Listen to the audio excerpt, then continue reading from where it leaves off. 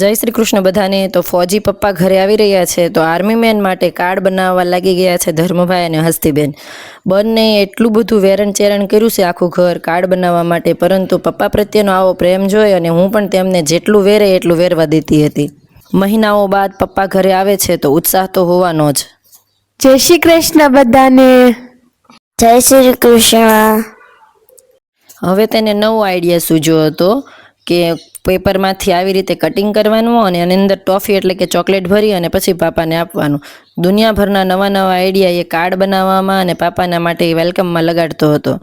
અમે પણ એની ખૂબ રાહ જોઈ રહ્યા હતા, પરંતુ ખ્યાલ આવ્યો કે હવે તેમની ટ્રેન તો લેટ છે, રોજના જે ટાઈમે આવતા એની કરતાં તેઓ લેટ પહોંચવાના છે। તો બાએ પણ કામ પકડી લીધું હતું અને ખાટલાની ઉપર સાડી ચડાવવા માંડ્યા હતા અને બપોરનો સમય થતો હું મિક્સ સબ્જી બનાવવાની શરૂ કરી દીધી હતી।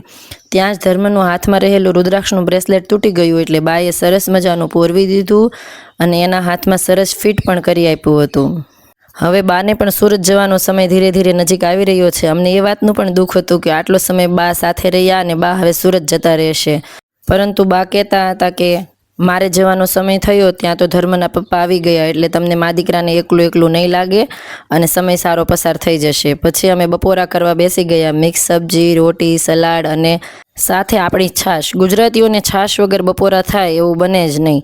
હવે જેમ જેમ આર્મી મેનને ઘરે આવવાનો સમય નજીક આવતો હતો એમ ધર્મને તો નવા કાર્ડ બનાવવાનો આઈડિયા પણ આવતો હતો।